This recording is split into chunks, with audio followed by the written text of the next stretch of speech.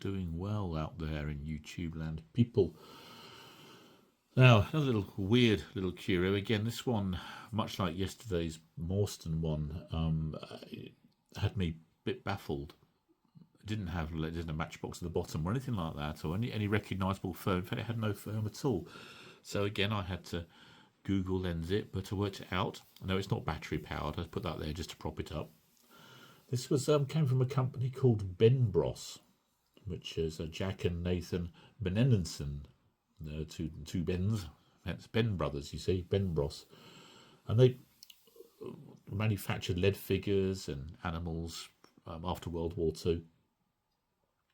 And in 1951, they decided to try and move on to manufacturing die-cast.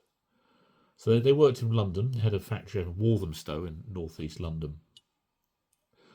So they did some fairly popular stuff, things like Wild West figures and Buffalo Bill, and even a coronation coach for the 1953 coronation. But in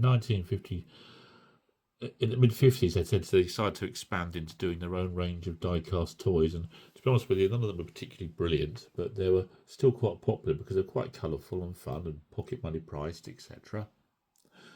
So this one is from a range that they produced in 1956.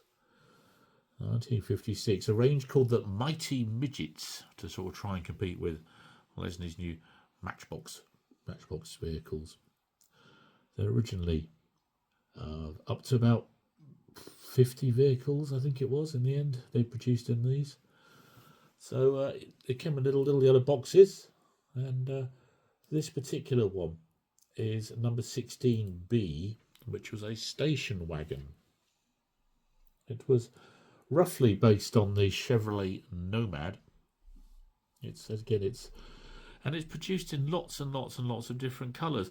Apparently, there's at least 19 variations of this that are known to collectors. 19, which is an awful lot. So some of them were metallic blue, there's pale blue, pale green, shades of red, obviously, like this one that I've got here. There's silver trim onto the front.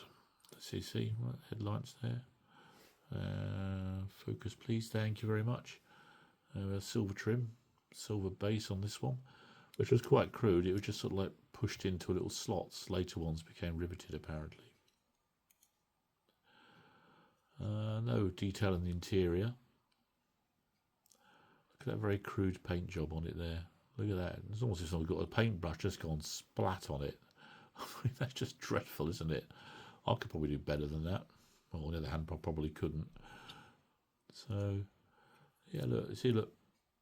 Ben Brothers, quality, made in England.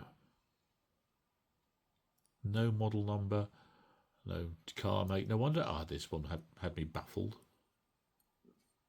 I quite like it. I mean, look at these heavy, just metal wheels here. They're not, there are no rubber tyres or anything. So, yeah. Later ones had silver plastic wheels. As I said, later ones riveted, as I've just said. And one's repeating myself there. This is what's called a chain of thought, you see. And sometimes you do these things when you're making these little videos. I should edit them, really, but hey, does it really matter, does it? So, yeah. Some had black plastic wheels, and sometimes they had green bases, all sorts of colours. So it's not particularly rare, apparently. So because there were so many of them produced, I mean, there's just lots of them out there. Still, a little curio from a long forgotten company, only known to aficionados, because the company itself came to an end in 1965. So yeah. So it was only actually around, really, from the sort of early 50s to 60s. I think it was 14 years, Benbros. So, yeah. But there we are. Okay, thanks for watching.